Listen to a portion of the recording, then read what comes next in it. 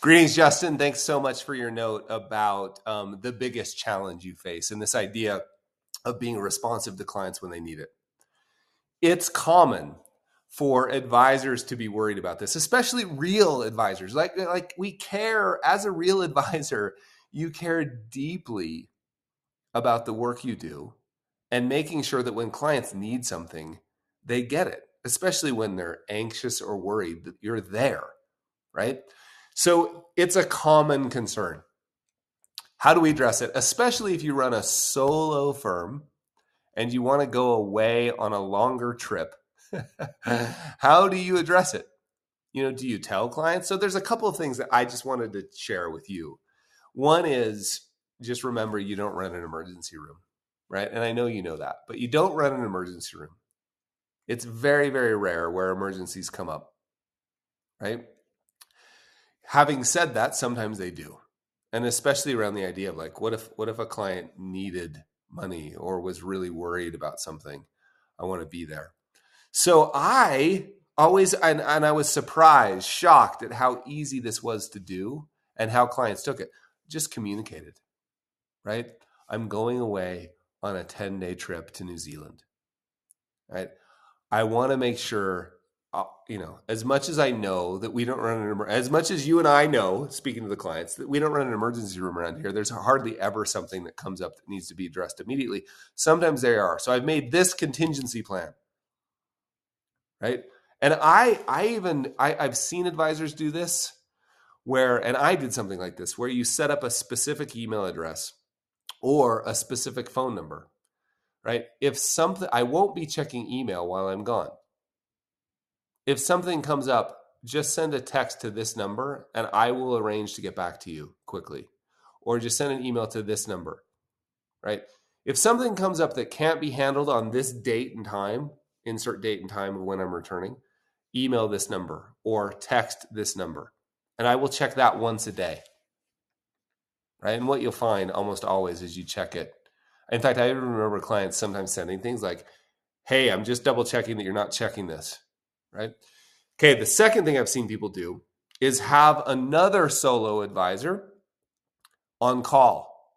So like you just talk with somebody else who you know and be like, hey, could I just let my clients know that I'm going to be gone for 10 days and that if something comes up, they can reach out to you and that you'll be able to at least help them or get a hold of me. That's another one of my favorite things. So Mr. and Mrs. Client, I'm going to be gone. I'm going to be in New Zealand for 10 days. Like in some cases, I remember going, and I still go on trips where you literally can't get a hold of me. I literally won't be able to. Now, I always now have a satellite, a Garmin InReach with me. So even in that case, right, you could say, hey, I'm going to be gone for 10 days. In a real important emergency, somebody could get a hold of me. I've asked Sally, who runs a financial planning firm that I really like. And Sally's agreed to answer any questions that you may have. And she'll be able to get a hold of me in the case of a really extreme, emergency that you need me for. Nobody's ever going to use that, right? And then you give Sally the little Garmin InReach number and they can get a hold of you, right? Or you could just say, I'm totally unreachable.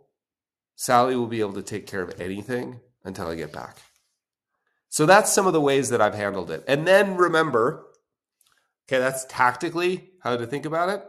Now remember, the rest is in our heads. Like, I was shocked when I started telling clients this stuff.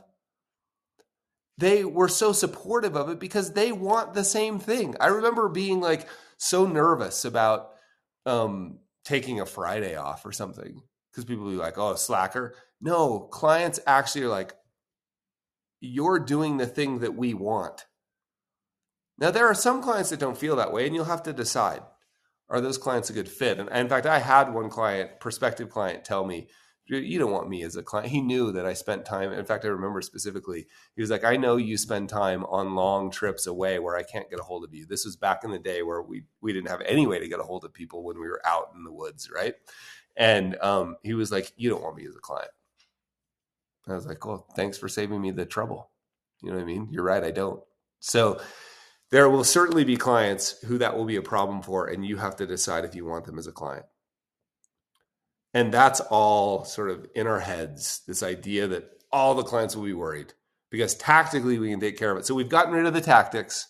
The question now, my friend, is like, how do you get over the mindset? So I hope that's helpful. Cheers, my friend. Bye.